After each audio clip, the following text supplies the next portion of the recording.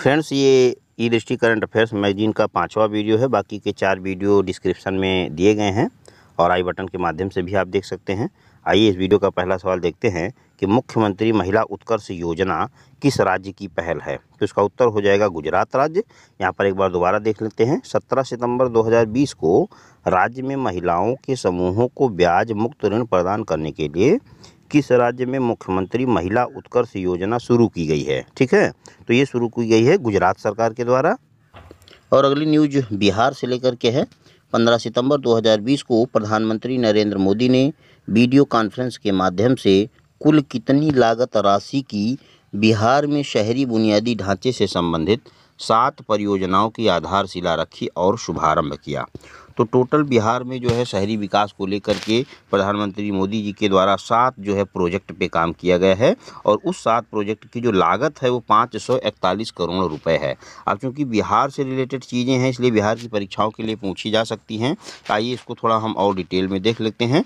देखिए, इनमें से 4 परियोजनाएं जलापूर्ति से संबंधित हैं, 2 मलजल उपचार और एक नदी क्षेत्र विकास से संबंधित है। तो मलजल उपचार को लेकर के है, जो सीवर कनेक्शन की प्रॉब्लम होती है उसको उससे संबंधित एक परियोजना है। परियोजना की जो लागत है वो 541 करोड़ रुपए है। इन परियोजनाओं का क्रियान्वयन बिहार शहरी आधारभूत संरचना विकास निगम लिमिटेड के द्वारा किया गया है। तो यहाँ पर क्रियान्वयन अगर पूछ लिया जाए बीपीएससी में किसके द्वारा किया गया है, तो बिहार शहरी आधारभूत संरचना विकास निगम लिमिटेड द्वारा किया गया है। प्रधानमंत्री ने पटना के बेउर और करम लीचक में नमामि गंगे प्रोजेक्ट के अंतर्गत बनाए गए मलजल उपचार संयंत्र का उद्घाटन किया। सिवान नगर पालिका परिषद और छपरा नगर निगम क्षेत्र में अटल नवीकरण और शहरी परिवर्तन मिशन अमृत मिशन के तहत निर्मित जलापूर्ति परियोजना का भी शुभारंभ किया। मिशन के अंतर्गत मुंगेर जलापूर्ति परियोजना और जमालपुर नगर पालिका परिषद क्षेत्र में जलापूर्ति परियोजना का शुभारंभ किया गया। मतलब कि यहाँ पर देख सकते हैं कि जलापूर्ति परियोजना का कहाँ पे, एक तो सिवान नगर पालिका के तहत किया गया है, छपरा के तहत किया गया है, उसके बाद में मुंगेर है और जमालपुर है। प्रधानमंत्री में नमामि गंगे के अंतर्गत निर्मित मुजफ्फरपुर नदी क्षेत्र विकास परियोजना की आधारशिला रखी। इसके तहत मुजफ्फरपुर के 3 घाटों पूर्वी अखाड़ा घाट, सिद्धि घाट और चंद्रवाड़ा घाट का विकास किया जाएगा। और नेक्स्ट है कि 11 सितंबर 2020 को किस राज्य में स्वच्छता कर्मियों के लिए गरिमा नामक एक नई योजना की शुरुआत की गई है। तो ये शुरुआत की गई है उड़ीसा के द्वारा। उड़ीसा के मुख्यमंत्री नवीन पटनायक ने वीडियो कॉन्फ्रेंसिंग के माध्यम से इस योजना को शुरू किया है। और यहाँ पर इसका देखिए मेन थीम क्या है, तो इस योजना के तहत निर्धारित किया गया है कि स्वच्छता कर्मी प्रतिदिन 6 घंटे काम करेंगे, यानी कि उनके काम के अवधि को लेकर के निर्धारण किया गया है गरिमा योजना के द्वारा। और नेक्स्ट है कि 10 सितंबर 2020 को प्रधानमंत्री नरेंद्र मोदी ने डिजिटल माध्यम से प्रधानमंत्री मत्स्य संपदा योजना का शुभारंभ किया। इस योजना के तहत विकल्प में कौन सा कथन सही नहीं है, ये देखते हैं स्टेटमेंट को। पहला है कि प्रधानमंत्री मत्स्य संपदा योजना को आत्मनिर्भर भारत पैकेज के तहत वर्ष 2020-21 से वित्त वर्ष 2024-25 तक 5 वर्षों की अवधि के दौरान सभी राज्यों और केंद्र शासित प्रदेशों में कार्यान्वित किया जाएगा। तो ये स्टेटमेंट सही है, क्योंकि 2020-21 वित्त वर्ष और 24-25 तक यानी कि 5 वर्षों तक जो है ये सभी राज्यों और केंद्र शासित प्रदेशों में कार्यान्वित किया जाएगा। योजना पर अनुमानित निवेश राशि जो है 20,050 करोड़ रुपए है। दूसरा स्टेटमेंट भी इसका सही है। और तीसरा है कि इस राशि में 7,710 करोड़ रुपए का निवेश फिशरीज इंफ्रास्ट्रक्चर हेतु प्रस्तावित है। तीसरा स्टेटमेंट भी सही है, लेकिन चौथा स्टेटमेंट ये गलत है कि अब तक इस योजना के तहत मत्स्य विभाग ने पहले चरण में 22 राज्यों केंद्र शासित प्रदेशों के लिए 1728 करोड़ रुपए के प्रस्ताव को मंजूरी प्रदान की है। तो चौथा स्टेटमेंट इसका गलत है, क्योंकि अभी तक ऐसा कोई भी प्रावधान नहीं हुआ है। आइए इस योजना से संबंधित और तमाम सारी चीज़ों को देखते हैं। जैसे इस अवसर पर प्रधानमंत्री ने ई गोपाला ऐप का भी शुभारंभ किया। और उसके बाद में इस योजना का उद्देश्य जो है 2024-25 तक मछली उत्पादन में अतिरिक्त 70 लाख टन की जो है प्रोडक्शन बढ़ावा देना है, यानी कि मछली उत्पादन को 70 लाख टन तक करना है। 2024-25 तक मछली निर्यात में से आय का 1 लाख करोड़ रुपए तक का करना है, माने कि जो मछली निर्यात की जो है इनकम होगी वो इतनी राशि की होगी, 1 लाख करोड़ रुपए तक की। और मत्स्य किसानों की आय को एक प्रकार से दुगना करना है। यानी कि इस योजना के माध्यम से प्रयास किया जा रहा है कि जो किसानों की आय 2022 तक दोगुनी करने की बात कही गई है, वो कहीं ना कहीं इस प्रकार से साकार किए जाने का जो है एक प्रकार से प्रयास किया जा रहा है।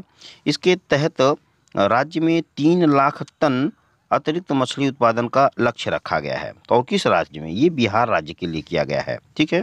एक बात यहाँ पर और है कि प्रधानमंत्री द्वारा सीतामढ़ी में मछली ब्रूड बैंक और किशनगंज में एक्वाटिक डिजीज रेफरल प्रयोगशाला की स्थापना की घोषणा की गई है।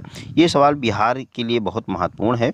उसके बाद में प्रधानमंत्री ने नीली क्रांति के तहत मधेपुरा में फिश मीट मिल की 1 इकाई और पटना में फिश ऑन व्हील्स की 2 इकाइयों का उद्घाटन किया है। राजेंद्र प्रसाद कृषि विश्वविद्यालय पूसा बिहार में व्यापक मछली उत्पादन प्रौद्योगिकी केंद्र का भी उद्घाटन किया गया है। प्रधानमंत्री ने बिहार के पूर्णिया में राष्ट्रीय गोकुल मिशन के तहत स्थापित अत्याधुनिक सुविधाओं से युक्त वीर केंद्र, पटना स्थित पशु विज्ञान विश्वविद्यालय में स्थापित IVF लैब का भी उद्घाटन किया है। यानी कि बहुत सारी चीज़ें हैं जो प्रधानमंत्री मत्स्य संपदा योजना के माध्यम से पूछी जा सकती हैं। स्पेशली बिहार को टारगेट करके ज़्यादा पूछा जा सकता है। अगला सवाल देखते हैं, माधवराव सिंधिया सिंचाई परियोजना। अब देखिए, माधवराव सिंधिया सिंचाई परियोजना से आप समझ सकते होंगे कि ये कहाँ की बात हो रही है, लेकिन पहले सवाल देखते हैं। सवाल है कि 6 सितंबर 2020 को मध्य प्रदेश के जल संसाधन मंत्री तुलसीराम सिलावट ने विभाग की समीक्षा बैठक में कितनी लागत राशि की माधवराव सिंधिया सिंचाई परियोजना हेतु सर्वे का काम शुरू करने के लिए सैद्धांतिक मंजूरी प्रदान की। तो ये जो टोटल राशि है ये 5500 करोड़ रुपए की राशि है, जो मध्य प्रदेश सरकार के लिए है, सिंचाई परियोजना के लिए है। यहाँ पर देख सकते हैं कि इस परियोजना की लागत राशि 5500 करोड़ रुपए होगी। यह परियोजना पार्वती, काली सिंध और चंबल नदी पर प्रस्तावित है। तो देखिए, ये पूछा जा सकता है कि किस नदी के लिए प्रस्तावित है। तो ये पार्वती, काली सिंध और चंबल नदी के लिए प्रस्तावित है। परियोजना से कृषि, सिंचाई, उद्योगों और पीने के लिए पानी उपलब्ध कराया जाएगा। अगला है कि शतरंजी और भादर बांध किस राज्य में स्थित है? तो शतरंजी और भादर बांध जो है ये गुजरात राज्य में स्थित है। और अगली न्यूज क्रिकेट से रिलेटेड है, वो भी उत्तर प्रदेश से रिलेटेड है, इसलिए महत्वपूर्ण है।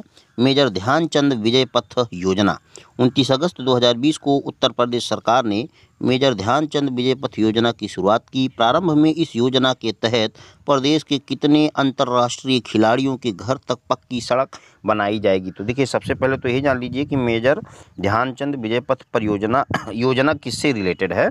तो मेजर ध्यानचंद विजय पथ योजना जो है ये उत्तर प्रदेश से रिलेटेड है। इसमें होगा क्या, खिलाड़ियों के जो अंतर्राष्ट्रीय खिलाड़ी रहे हैं उनके घर तक जो है वो पक्की सड़क बनाने का प्रावधान है। आइए देखते हैं कौन कौन से खिलाड़ी हैं।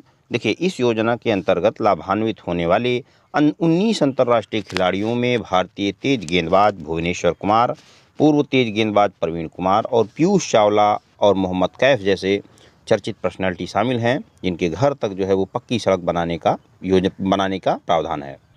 और अगला है नमथ बसई कार्यक्रम। देखिए, नमथ बसई कार्यक्रम जो है एक केरल की जो है आदिवासियों की भाषा है। उनकी भाषा में नमथ बसई का मतलब होता है कि हमारी भाषा। ठीक है।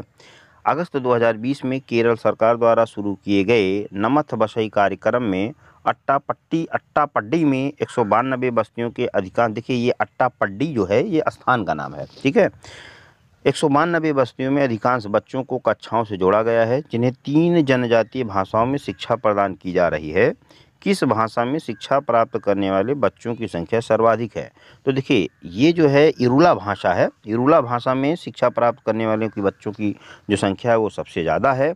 और 2 भाषाएं और हैं, उसके बाद में मुडुका है इरूला के बाद में, और कुरुम्बा है। तो ये 3 भाषाएं हैं और तीनों जो है आदिवासी भाषाएं हैं, लोकल लैंग्वेज वहाँ की हैं। और इन्हीं तीनों भाषाओं में जो है वहाँ के बच्चों को शिक्षा दी जा रही है, जो आदिवासी वहाँ के लोग हैं। यहाँ पर देख सकते हैं कि उल्लेखनीय है कि नमथ बसई एक इरूली भाषा का नाम है, जिसका अर्थ होता है कि हमारी भाषा। ठीक है। और नेक्स्ट है कि किस बैंक ने Delhi Meerut regional rapid transit system के लिए $1 बिलियन का ऋण स्वीकृत किया है?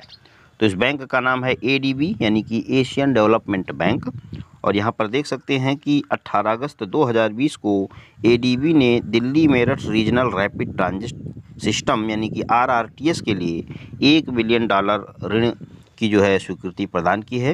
लेकिन देखिए, इसका सबसे पहले ये जान लेते हैं कि इसका महत्व क्या होगा। तो इसका उपयोग ये होगा कि रैपिड रेल नेटवर्क बनने से 165 रुपये में यात्री 1 घंटे के अंदर दिल्ली से मेरठ का सफ़र तय कर पाएंगे। तो कुल मिलाकर के जो यात्रा की अवधि है और उसकी जो लागत है, उन दोनों चीज़ों को कम करने का प्रावधान इस योजना के तहत किया जाएगा। उसके बाद में यहाँ पर एक बात और नोटिस करने वाली है, वो ये है कि इस प्रोजेक्ट में 3.94 अरब डॉलर का निवेश होगा, यानी कि जो 1 बिलियन डॉलर है वो, ठीक है। और जिसमें से भारत सरकार की जो हिस्सेदारी होगी वो 1.89 अरब डॉलर की भारत सरकार की हिस्सेदारी होगी। बुजुर्गों, महिलाओं और बच्चों, दिव्यांगजनों को सुरक्षित यात्रा को ध्यान में रखते हुए आरआरटीएस स्टेशनों का निर्माण किया जाएगा।